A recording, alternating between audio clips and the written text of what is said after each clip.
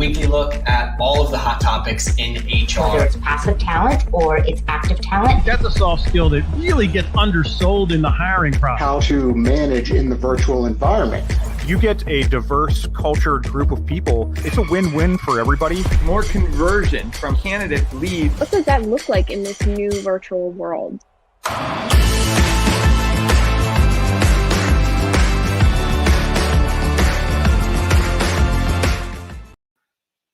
Oh, hello there. Welcome to Talent Experience Live. This is your weekly look at the latest and greatest topics in HR and HR tech. We have interviews with leaders in the industry, and we really just talk about what's new and what's hot. I'm your host, Tom Tates. I'm super excited to be here today. If you're here in the comments, I want you to shout out. If you're watching us on LinkedIn or YouTube or Facebook, definitely give us a shout in the comments. Let us know that you're here. Let us know who you are, where you're tuning in from. Always awesome to get a sense globally of where everybody's at and where everybody's tuning in from. So if you've been tuning in the last couple of weeks, you'll know that I've been filling in for our typical host, Devin Foster, who cannot be here with us. He is out on paternity leave. Congratulations again to him and his amazing family. It sounds like everything is going really well. We're excited to have him come back and join. Oh, he's present in the comments. Devin, welcome, welcome, welcome. In the famous words of Devin Foster. Thank you. Thank you for joining us today. Look at that, present. Devin, I hope everything is going really, really well for you, going well for us. Although we did have some crazy, crazy weather yesterday here in the Philadelphia region, really all across the East Coast. So I hope that everybody who's tuning in if you're in this area, I hope that everyone is okay and everybody is safe. Very, very crazy, dramatic weather that we had yesterday. So hopefully everyone is all right. And that's going to actually feed into our icebreaker question, which I will share in just a minute. But as I mentioned, Tom Tates. Oh, nice. Going well from Devin. Jen is here, tuning in from Ambler, Pennsylvania. I'm close to Ambler, so I know that we got hit pretty hard with the weather. So Jen, I hope everything is okay with you as well. But if you're new to the show, every Thursday at 12 p.m. Eastern, we go live on LinkedIn, Facebook, Periscope, which is Twitter, and YouTube. And we cover everything that you need to know about talent experience, the full gamut: recruitment, talent acquisition, talent management. We talk to recruiters, we talk to sourcers, we talk to VP of TA, all across the map. And I like to say that this is the best show on the internet, and I truly mean that, and I hope that you feel that way too. Laura is tuning in from Miami, Florida. Hopefully the weather was kind to you in Miami the past couple of days. And before we really kick off today's episode, today's show, I wanted to ask an icebreaker question, and this does tie into the weather. So I woke up this morning after pumping water out of my basement for about 6 straight hours manually last night, which is not fun. I woke up this morning to a beautiful sunrise, and the song that popped in my head was "Here Comes the Sun" by the Beatles, which is one of my all-time favorite songs. So I'm curious, what is your favorite song about weather? It could be about any aspect of the weather. If you like pina coladas and getting caught in the rain, if you like the Beatles, "Here Comes the Sun," maybe you like November Rain, which is very classic rock song. So I'm curious if you have a favorite song about the weather. I know that's a tough one, so give it some thought. Sound off in the comments, and we're going to get started in just a few minutes here, but we're having a little bit of fun before we roll today's episode. If you're not able to catch the episode in full today, I just want to remind you that all of our episodes, we have over 55 episodes now in the archive. They are all very entertaining and very educational and very engaging. You can check them out at phenom.com in our blog.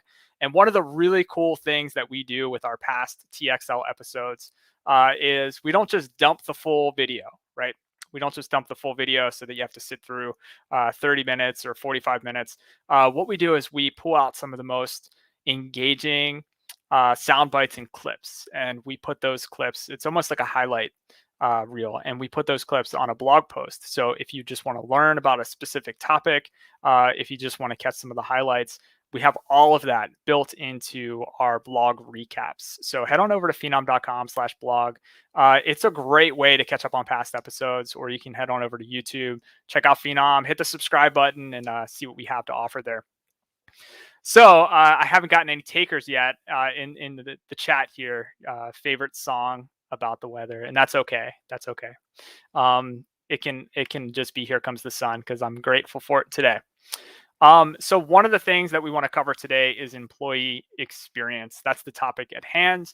And we've all kind of seen these stats pop up, and we keep hearing the phrase "the Great Resignation." It's something that we keep reading about. We keep hearing influencers in the space talk about this. One of the stats that I saw was 4 out of 10 workers are planning to leave their current employers in the coming months as the pandemic continues to subside, hopefully continues to subside. And companies, they are in a position where they really need to provide substantial incentives and reasoning and purpose and connection to retain their people. Right? And this has been one of the main challenges that we hear people discuss in the space. And we know here at Phenom, creating a meaningful employee experience that puts the employee's well-being and success first is really the answer. It's really the way to go. And to make that happen, organizations must embrace a bunch of different strategies and tactics. So things like mentoring. And we had a great episode last week where we actually dove into the differences between mentoring and sponsorship. Fantastic episode with Colleen from SEI. Check that out in the archive. Things like career pathing. Are you able to visualize your future at your organization? And it doesn't always mean going up the ladder. It could mean growing in a specific role in a meaningful way. Learning and development opportunities. Big talk out there about talent marketplace. Are you able to engage with projects or gigs? Are you able to engage with employee resource groups? These are all things that are critical to the employee experience. And it is only by connecting all of these activities in kind of a unified way, a meaningful way, that employers can truly grow, engage, and retain their people. So we have a great session today that we're going to roll. We do have some comments coming in. Laura says, "No Rain" by Blind Melon. That is a favorite of mine as well. Awesome. Here Comes the Rain again. Oh, Fire and Rain, Jen had mentioned. That is a classic. Hurricane by Bob Dylan. Another good one. So what we're going to do today, we have a really awesome session. And because Devin is out, I actually have a treat.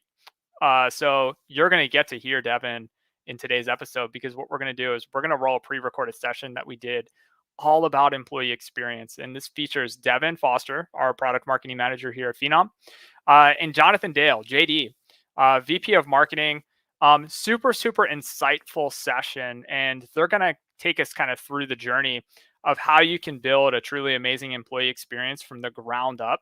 And again, this is a pre-recorded session, but we're live today. So I'm going to be here. I'm going to be engaging in the comments. So if you want to talk, if you want to respond, if you want to react, go for it. Go do that. And I will see you after the clip rolls. But sit back and enjoy today's session. We're going to be talking about building a truly amazing employee experience. Let's roll the clip. Hi, thanks for joining us. I'm Jonathan Dale, joined by Devin Foster of Phenom. And if you know anything about Phenom, or you've heard of us, you know we have a purpose, and we're a purpose-driven company. Our purpose is to help 1 billion people find the right job. Literally, it is the only reason we exist as a company. Yeah, it's one of the things that I look forward to every single day as a marketer, is working towards this goal. So stay tuned. We have a fantastic session lined up. And today we're talking about the building blocks of a badass employee experience. Now, before we get into that, I think it is important that we set the stage a little bit of what the candidate market looks like, because when it comes down to it, employees are candidates first. So JD, I can't help but notice as I walk around the city of Philadelphia, I see signs like this everywhere. Help wanted, please be patient, we're understaffed. How about you? Have you seen any of these throughout the year of 2021? These signs, you can't miss. They're everywhere. And it's actually a little sad. I go to some great restaurants that I loved pre-pandemic, And now, as the pandemic, at least in my area, is starting to loosen up and we're able to go visit these establishments, I definitely can tell that they're understaffed because I feel the pain of slow service or challenging service. But I can understand if you don't have employees to be able to run your business, well, you've got a tough business. No, yeah, I've heard of restaurants closing for specific days, stores being closed for specific days, and it's heartbreaking. And the fact of the matter is, this is a Wall Street Journal article, and jobs are hard to fill, right? They put that in black and white right on the home screen. But not many organizations understand why, and companies are really taking all sorts of different types of approaches to try and solve this. This is a local Burger King. It's offering a $1,500 sign-on bonus. That's not necessarily something you could do to keep employees in the door, especially at a fast food establishment. How do you think it makes the existing employees feel when you're offering $1,500 sign-on bonus for new people to come in the door? Not a good feeling. And those are the hired people. This McDonald's in Florida is paying people $50 just to interview. If you're an employee and you got paid $0 to interview, you might say, hey, I wonder if I should quit and reapply and get this interview bonus here. But when we talk about these sorts of things, there's so much focus on getting candidates in the door. And one thing that I noticed Chipotle is doing, JD, is they're offering employees to make over $100,000 after just 3 years on the job. I know you're a big fan of Chipotle. Why do you think they're taking this approach? Well, one thing I think is they're realizing that employees today, and even candidates, but especially employees today, they want to feel like there's a future in it for them, that it's not a meaningless job or role. And I think this is a very smart move by Chipotle to actually say, look, not only do we want you as an employee, we want to show you that there's something in it for you and there's skills and the development that can happen. So this is a really good sign, and I hope it's a trend. I hope it's a trend as well. And it seems to be a trend, and candidates are noticing because the turnover tsunami is coming. People have talked about this. It's had different names, but it's estimated that a quarter of employees, actually a little bit more, 26%, believe they have lost opportunities to develop their career. And the majority of those are actually going to fall between 18 and 34-year-olds. So this next round of talent that's coming through 4 years in the future. And organizations are beginning to panic. They say, hey, how can we keep our talent here? And jobs are on the rise everywhere. Isn't that right, JD? Yeah, so the one thing we should talk about, though, for a second here is some of the examples you used, or we used just a minute ago, it was really about frontline workers or what we call hourly workers, right? But the mass job exodus that's expected, the great resignation that we keep hearing about, that's also for knowledge-based workers, right? And so you have different dynamics to the market right now of trying to really engage and retain employees, both from let's get them in the door and let's keep them, let's show them a roadmap, but also for employees that have been around for a while who are in very knowledge-driven roles. How do we keep challenging them, or how do we keep them retained too? Because no one right now from an employee perspective is really not at risk. That's absolutely right. When we take a look at job postings as a whole, this data shows that over the past 7 months, job postings have risen over 130%. So that's internal and external postings. And people are, quite frankly, looking everywhere to keep talent in the door and retain that for the long haul. But the fact of the matter is, JD, wage increases alone will not bring back workers nor keep them there for the long term. It may temporarily almost be a tourniquet on a wound or something like that. But at the end of the day, you still have to do something to keep employees there long term. Yeah, so we know, right, from the data for a long time now, there's a few shifts going on, right? There's technological shifts in consumer behavior, but also societal shifts that have happened. And really what we've seen with our data and through our customers is during the pandemic, it actually just simply accelerated both of those shifts, and it's really having an impact. And you had mentioned wages alone aren't enough to keep people, and they're not even enough to get people in the door. It's kind of table stakes anymore. So there's a couple of key factors that we want to spend a minute on to talk about, and that is really what type of experience do you need to build for someone, right? What do you need to do? And one of the first things we talk about is for any existing employee, one of the best things to do right now is figure out how do you cement cultural alignment. If an employee is truly aligned with the purpose of the company, with the mission of the company, with what the company does or stands for, that employee is going to be usually highly engaged and happy to stay where they're at. They're not going to just stay because they align with the company, Devin, but that's one of the true factors that needs to be there. And if it's not anymore, that's part of that societal shift. They're just not going to stay because there's other companies that they're better aligned for.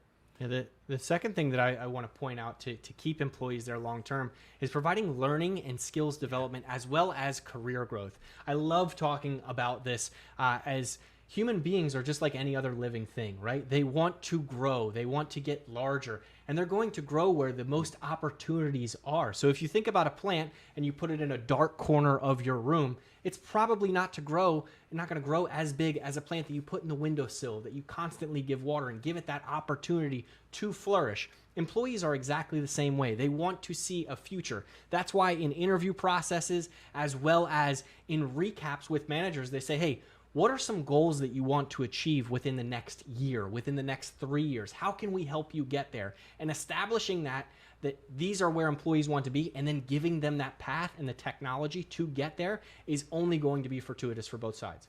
Yeah, so you look at things such as what is in it for the employee to stay there, to learn? What are the next steps? So it's so easy to say, oh, you have your career path. Well, not all career paths are the same.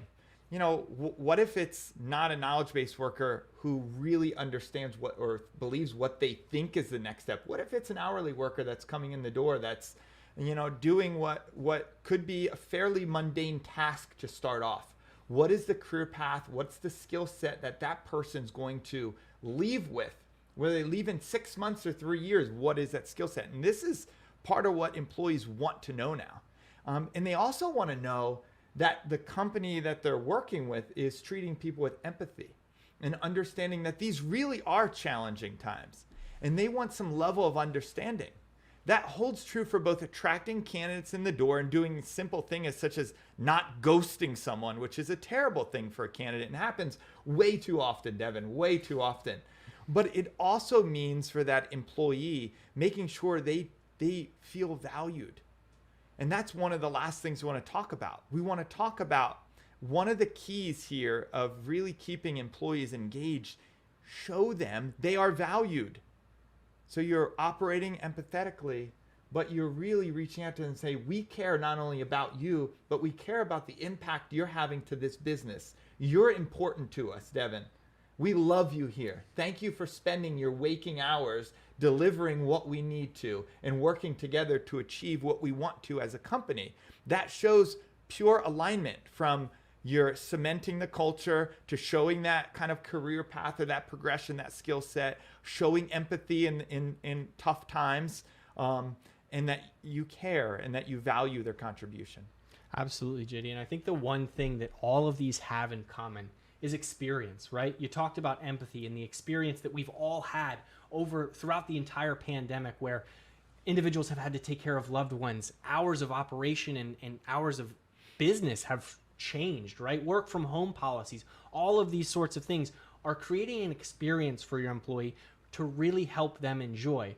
But when you think about experience, oftentimes employees are kind of grouped into one persona, right? It's, I'm an employee of XYZ company.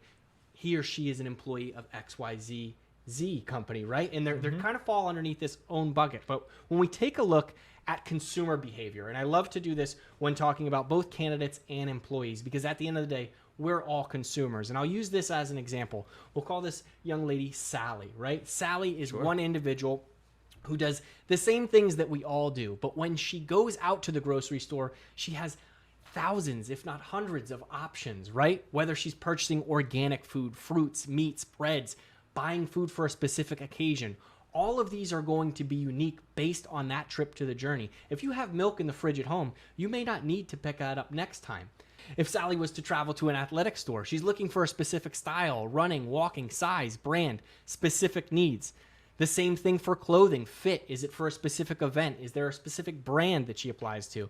And even home furniture. Now you may be asking, What does all of this have to do with the employee experience? And the fact of the matter is, even though all of your employees work for the same company, they may have different needs, different interests, and different journeys towards the next step in their career. And putting them into one bucket that is ununique to each individual is probably going to turn them off, especially when they access career sites that offer personalized job descriptions, sign-on bonus, the potential to make X amount of money after 3 years like Chipotle. All of these outside factors are kind of pulling at your employees on a regular basis, and they need that same personalized experience that they get when they're at the grocery store, when they're shoe shopping, when they're purchasing clothes, or even buying furniture. They expect that now when they log into an employee experience portal to get those personalized recommendations and that personalized job journey for the next steps in their career.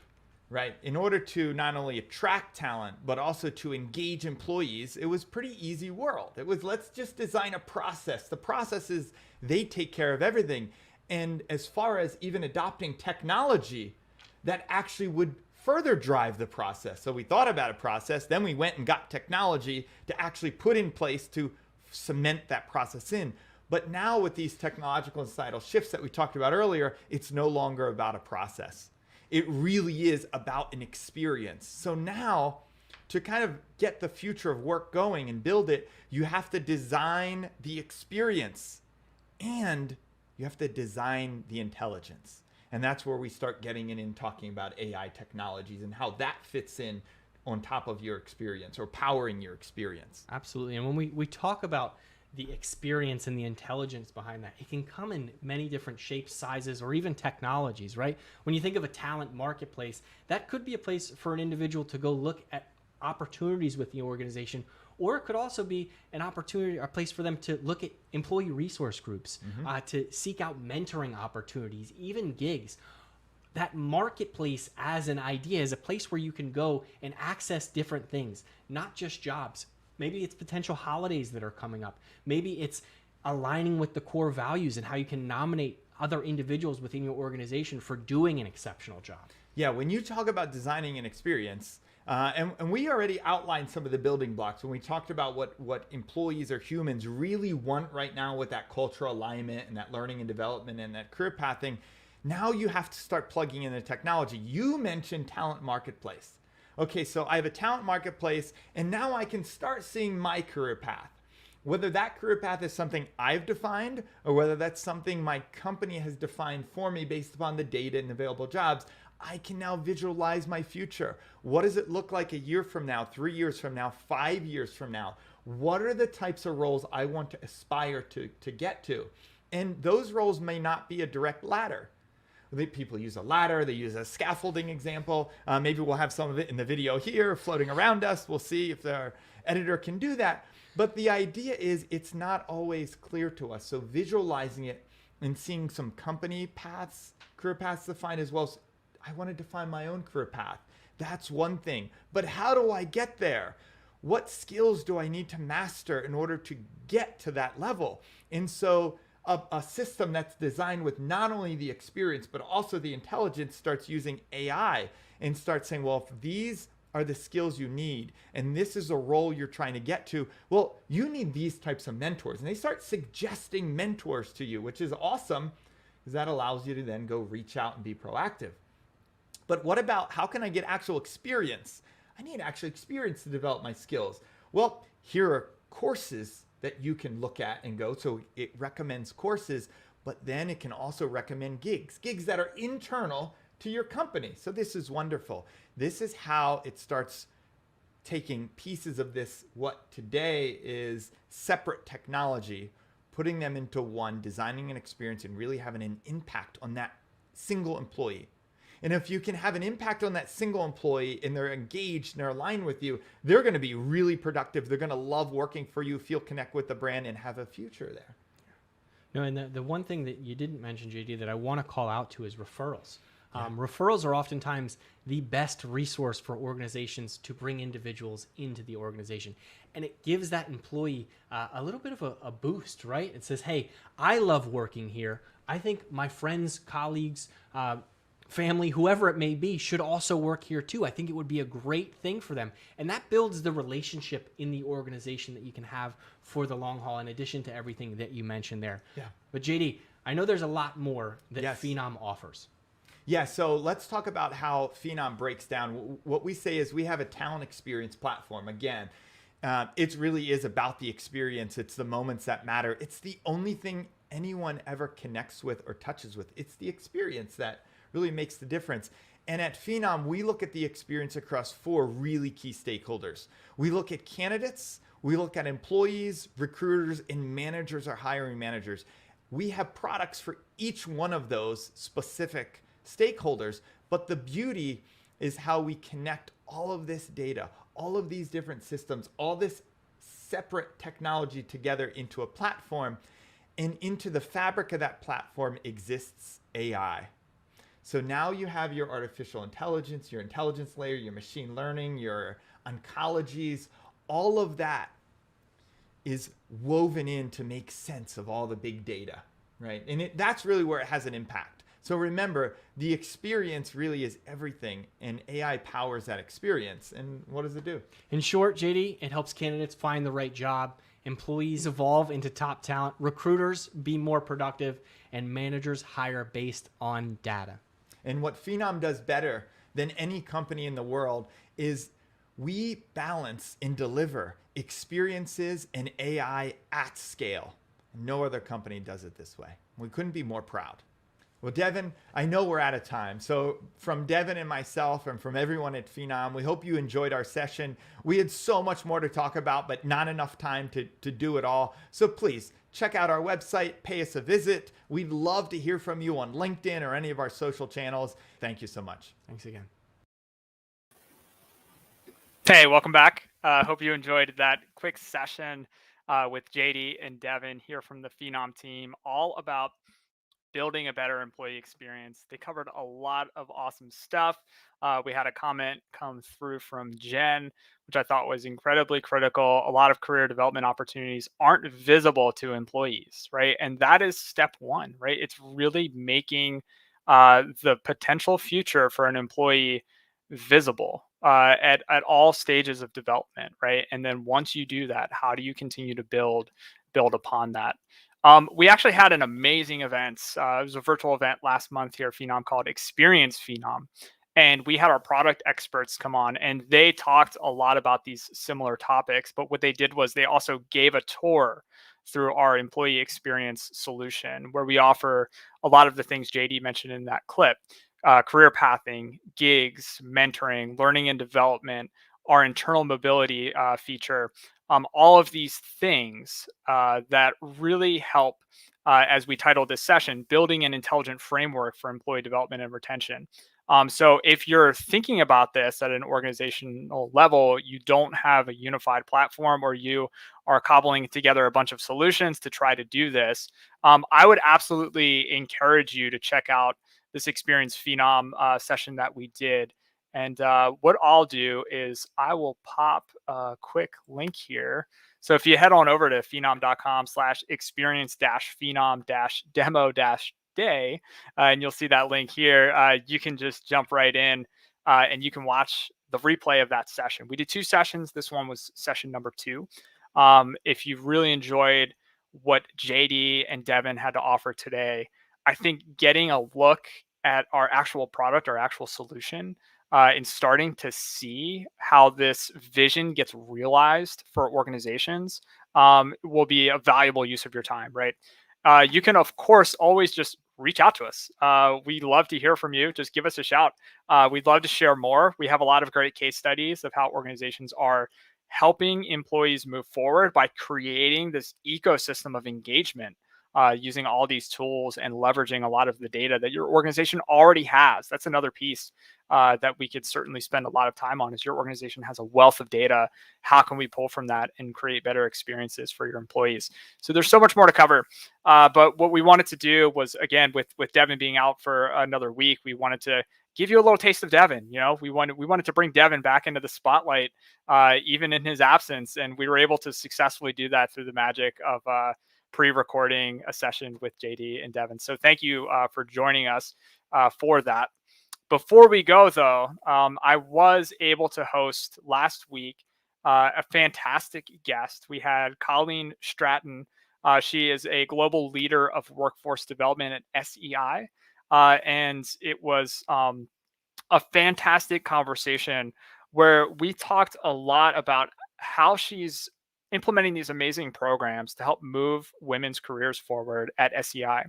And one of the topics, I mean, we covered so many topics. So I would encourage you to head on over to phenom.com/blog and check out the full recap for that episode. But one of the topics that was really eye-opening to me was this difference between two concepts that I think we often conflate, right? We talked about the difference between mentorship and sponsorship.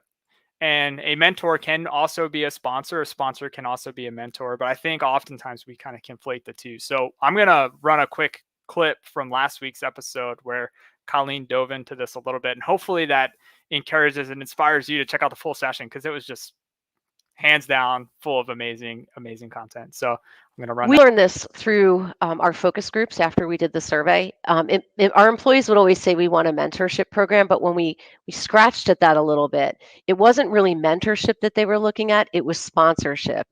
And the difference is that a sponsor is somebody that will represent you and put you forward for opportunities as they present themselves to them. That's very different than someone giving you counsel and advice for you to consider when you're contemplating what you should do next. Right. So I have personal mentors. I had, the first woman that took care of my kids in her home had 6 kids, and she had been through everything. And I considered her my mom mentor, right? Anything that was wrong with my kids, I would call her up and I would listen to what she had to say, because she just had such a great perspective, having raised 6 successful kids. Yeah. I was just trying to do one, at the time, which was overwhelming. And then, I have another mentor. I don't think she's on the phone, but her name is Merle Holman, who I've met recently, and she's in her 80s. She'd probably kill me for saying that. She doesn't like people to know, because she does not look like she's in her 80s. But, she grew up in such a different time for me. When I get personally frustrated with how slow things may be advancing for women, Merle's the person I call, because I want to have lunch with Merle and I want her to remind me that she didn't even have maternity leave when she had her kids. That her boss actually told her she wasn't going to have a job if she decided to have a baby. So it's really important for me to put that, I'm an older woman, but it's important for me to put that in perspective, because we have really advanced significantly in Merle's mind. We have done a lot of advancement as a society and within our organizations. So that is mentorship. That's not sponsorship. Sponsorship is what my current boss does for me, which is say, Colleen needs to be, recently with COVID, we had a strategic committee that was formed called the Bring Back Committee. And my boss said, Colleen needs to be on that Bring Back Committee. That's a real life example of sponsorship, of somebody saying that you are the person that should be considered for different opportunities, and then working with you to make sure that you're ready to take on those opportunities.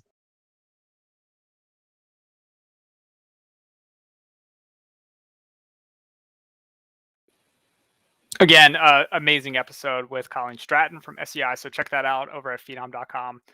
Just hit the blog and you'll see our recaps there. I just wanted to thank you again for your time and attendance. Thanks for joining us today on Talent Experience Live. We have a lot of great episodes planned for the coming weeks. So be sure to like and subscribe. Follow us on LinkedIn. You'll get notified. LinkedIn is like the hottest place to consume Talent Experience Live. It's where most of the conversations are happening. So definitely join us there or watch us on whatever channel of choice you prefer. We will also be at HR Tech in Vegas later this month. So if you're also going to be at HR Tech, give us a shout. We'll be there. Let us know. We'd love for you to stop by the booth. We might have some Talent Experience Live surprises up our sleeve there. So definitely keep in touch and let us know if you'll be there. And of course, we're looking forward to the return of Devin back to the show. It's going to happen, I promise. So if you're tired of me for 3 weeks, hopefully those days are soon done. So thanks again. Really appreciate it.